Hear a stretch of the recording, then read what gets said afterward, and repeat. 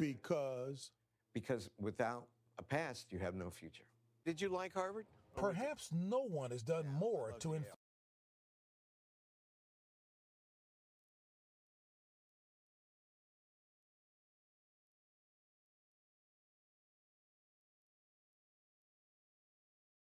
inform Americans of their past and in turn their future than Henry Louis Gates Jr. By day, he is a professor and director of the Hutchins Center for African and African American Research at Harvard. I'm Henry Louis Gates Jr. Welcome to Finding Your Roots. By night, he is the host and producer of the PBS genealogy show Finding Your Roots, as well as countless documentaries on Black history. These are the big three in the history of freedom of our enslaved ancestors. The Emancipation Proclamation, signed on January 1st, 1863. Juneteenth, June 19th, 1865. And then finally, the ratification of the 13th Amendment on December 6, 1865, which is what finally and ultimately abolished the institution of slavery. Why do you think that June 19th stuck? One of the reasons that I think Juneteenth stuck is that we're all charmed by the poetic brilliance of the name, Juneteenth. What better name for June 19th could there possibly be? That's great.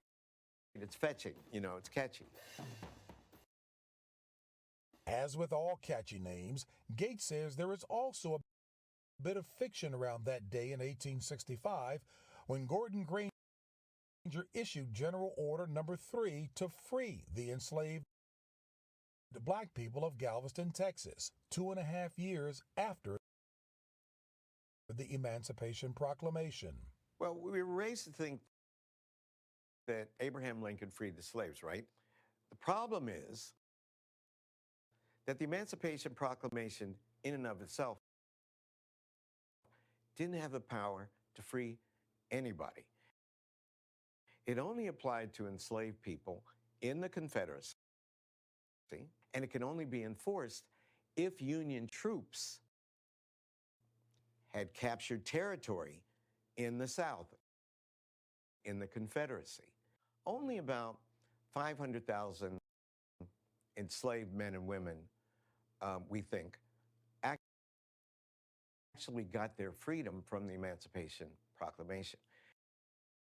And James, there were 3.9 million enslaved African Americans. So the overwhelming majority of our ancestors were not freed by the Emancipation Proclamation. So the significance then of General Gordon Granger going to Galveston? We all think that the Civil War ended when Lee surrendered to Grant at Appomattox, which was April 9th, 1865. But that's not true. There were several different Confederate armies. So Texas finally surrenders to the Union on June 2nd. Gordon Granger comes, and on June 19th in Galveston, he issues the Emancipation Proclamation because now the Union Army is in possession of the territory. So that's the true story. And what about the notion that enslaved Black people in Texas did not know they were free? One of the myths about Juneteenth is that nobody in Texas had heard about it. But there are two reasons that many historians think that Black people knew about the Emancipation Proclamation too. One is because of the proverbial grapevine. So there was this miraculous way for enslaved people to communicate plantation to plantation and state to state. But the second factor is that because Texas was removed from the main action of the Civil War, many slaveholders moved to Texas for safety, and they took their enslaved people with them. Those enslaved people would have known about the Emancipation Proclamation by and large and would have told other enslaved people. But no one could enforce it because the Union did not capture territory then. When I came here, I dedicated this tree in honor of my mother and father. Professor Gates says the most important thing about Juneteenth is the era that came after. The most radical thing that happened after the end of the Civil War for the rights of our enslaved ancestors were the ratification of the 13th, 14th, and 15th Amendments and the Reconstruction Acts. This was the first concentration of Black power. In the summer of 1867, 80% of all eligible Black men who were formerly enslaved in the South registered to vote. And in 1868, they actually voted. Ulysses S. Grant won the presidency.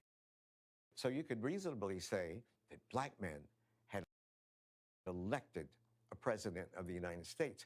Back in Galveston, Texas, the formerly enslaved began marking their freedom with the celebration 1 year later in 1866 and have been celebrating Juneteenth ever since.